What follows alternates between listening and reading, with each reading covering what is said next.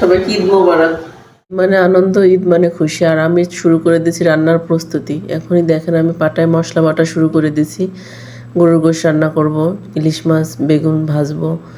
এই আমি গরুর গোশ দিলাম, এখন দিয়ে দিলাম বাটা মশলাগুলো, সাথে কাঁচা পেঁয়াজ কুচি, মরিচের গুঁড়ো 4 চামচ, হলুদের গুঁড়ো 2 চামচ, লবণ দিয়ে দিলাম 2 চামচ। এবার দিয়ে দিলাম পরিমাণ মতো সয়াবিন তেল। এবার একটি তেজপাতা দিয়ে ভালো করে নেড়ে চেড়ে সব উপকরণগুলো মিশিয়ে নিলাম। এই তো আমার গরুর গোশ রান্না শেষ। দেখেন কত সুন্দর হয়েছে, অনেক ভালোই লাগতেছে দেখতে। এবার আমি একটা কড়াই দিয়ে দিলাম পরিমাণ মতো তেল। এবার মাছে একটু হলুদ দিয়ে দিলাম এবং বেগুনেও হলুদ দিয়ে দিলাম, সাথে লবণ। দুটো উপকরণ ভালো করে মিশিয়ে নিব যাতে হলুদ আর লবণ মাছের গায়ে লেগে থাকে। এবার তেলটাও গরম হয়ে গেছে, কড়াইতে মাছ কয়টি দিয়ে দিলাম। আর কড়াইটা অনেক বড় আছে, তাই ভাবলাম কি যে বেগুনগুলো দিয়ে একসাথে ভেজে ফেলি, যতটুকু আগানো যায়। তো বেগুনও দিয়ে দিলাম। এবার মাছ এবং বেগুন দুটোটাই উল্টে পাল্টিয়ে সুন্দর করে ভাজিয়ে নেব, কারণ মাছ কাঁচা থাকলে আমি খেতে পারি না। মাছটা আমি অনেক সুন্দর করে বারবার উল্টিয়ে ভেজে নেই, যাতে মাছের চারপাশে সুন্দর করে ভাজা হয়। মাছগুলো ভাজা হয়ে গেছে, আবার সুন্দর করে দেখেন কত সুন্দর করে মাছ ভাজা হয়েছে। এবার উঠাই নিলাম মাছগুলো। এবার বেগুনগুলো উল্টিয়ে দিলাম, বেগুনগুলো সুন্দর করে ভাজতেছি যাতে একদম দুই পাশেই ভালো করে ভাজা হয় আর খেতেও যেন মজা হয়। আর বেগুন ভাজতে গেলে তেলের যে অবস্থা হয়, আমার তো সব তেলই শেষ হয়ে যাচ্ছে।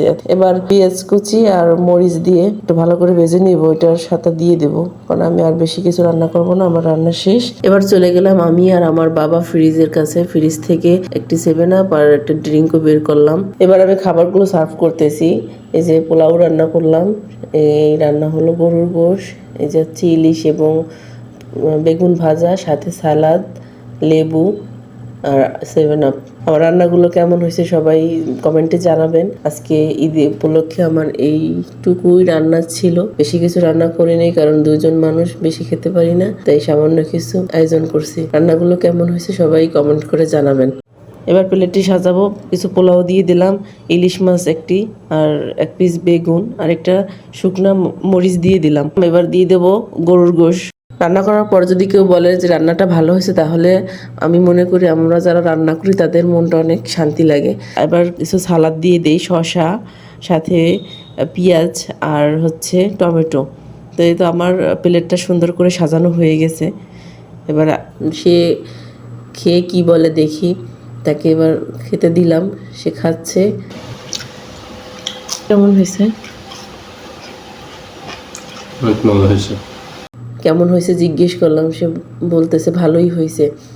তো এবার আমিও খেয়ে নিলাম, ভালোই হলো। আর আমাদের ঈদটা ভালোই কাটছে, অল্প কিছু আয়োজনে। সবাই ভালো থাকবেন, আল্লাহ হাফেজ। দেখো